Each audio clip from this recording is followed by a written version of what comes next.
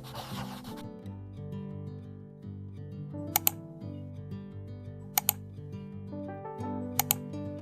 guys, welcome back to my channel. It's Rose here. So today I want to give you something real. Something that I wish somebody had shared with me.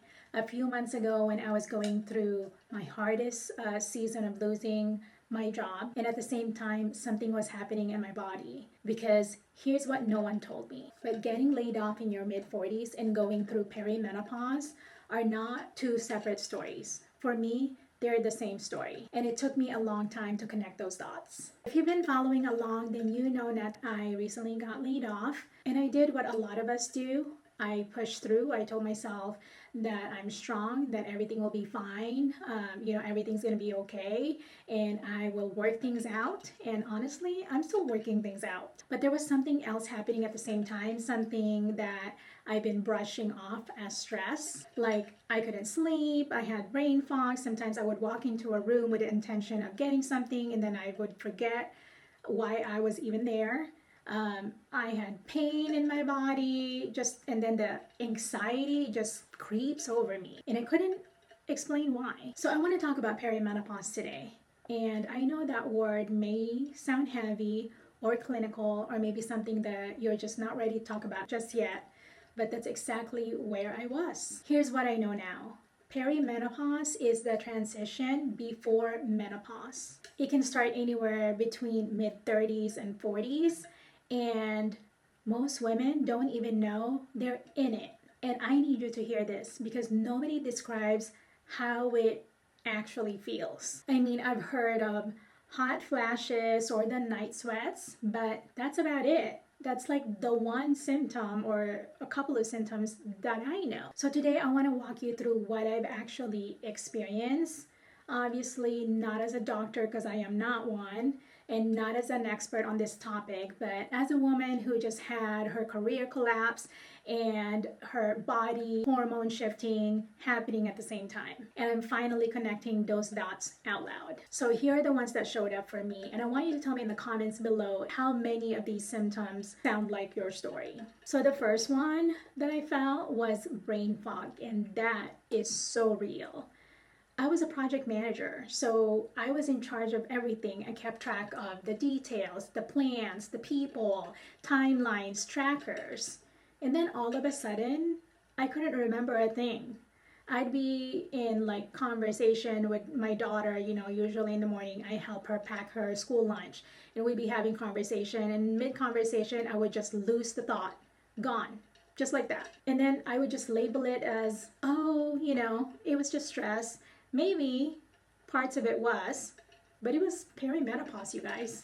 And then there was this anxiety feeling, like physical, like my whole body telling me something was very wrong type of feeling.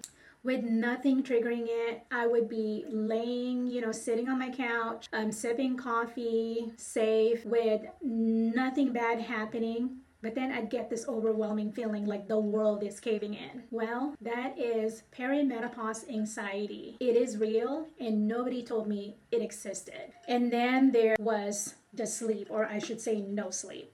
Like for many months, you guys, I would wake up in the middle of the night, like 2 or 3 a.m., not because I needed to drink a glass of water or maybe go to the bathroom, but no, I would just wake up for no reason. I would just lie there in bed, wide awake, and my mind just kept on going. It just would not shut down. So I'd wake up the next morning exhausted, like no energy, running on fumes. I had no motivation to do anything. And of course, lo and behold, it's because of the perimenopause symptoms. Oh my gosh, it was such a struggle. And then the next symptoms, which made me sad, quite frankly, was my hair shedding.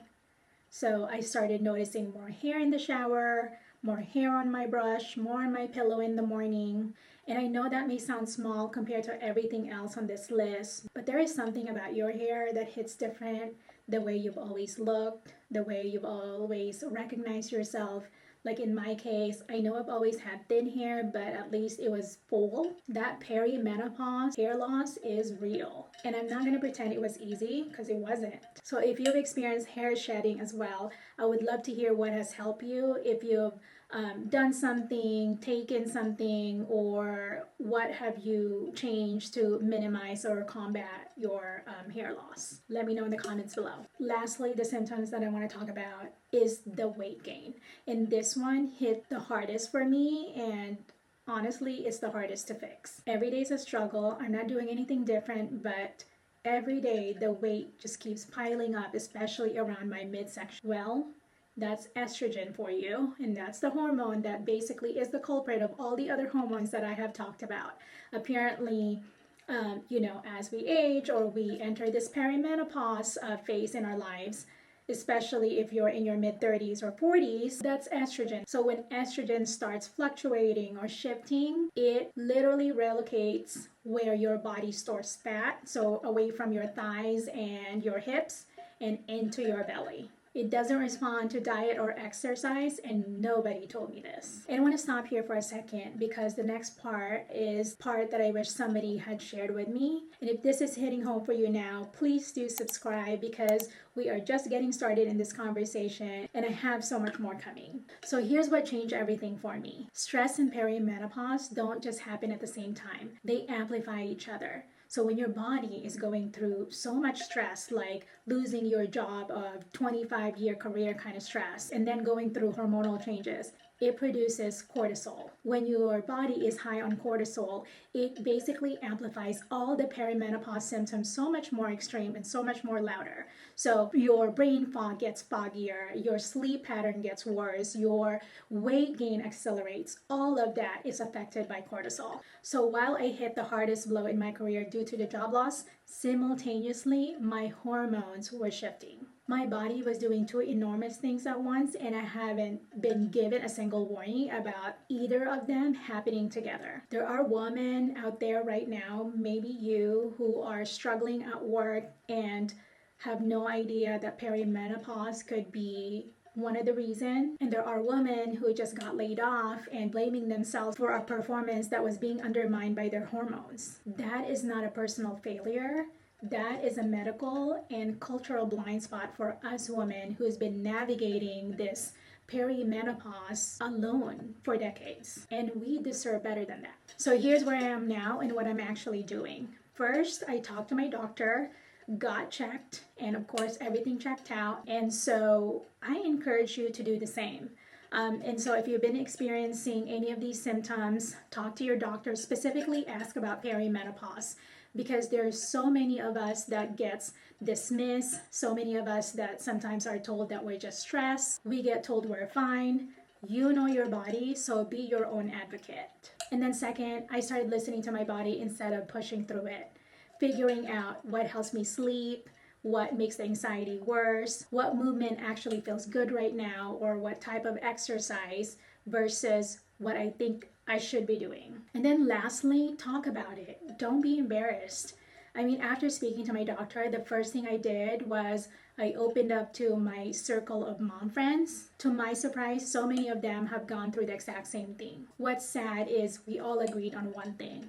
Not one of our moms or aunts or women that we know had talked to us about this season of life beforehand. And we all wish someone had prepared us for this season of life and not just hear it from our doctor. So that's why these conversations matter. So the layoff broke down who I thought I was professionally, and perimenopause broke down who I thought I was physically. And on the other side of both of these things is a version of me that I get to choose on purpose and one intentional step at a time. And that is the bridge of what I'm going to be sharing starting very soon with you all, which is my 90-day fitness journey, and really just showing you what a perimenopausal body goes through in raw form. And I am so excited and honestly a little terrified to share that with you guys. Anyway, that is what this channel is about. So if this resonated with you, please tell me in the comments below. Let me know if you've experienced the symptoms that I have, or if you were also able to connect the dots yourself. I read every comment and I would love to hear your story. If you're not subscribed yet, please do so, because this is just the beginning. Over the next few weeks, I'll be sharing my 90-day fitness journey with you all and really showing you what rebuilding looks like in this season and how to get rid of, hopefully, to get rid of this belly weight. Anyways, guys, thank you so much for being here. I appreciate you all so much, and I will see you on the next one. Bye, guys.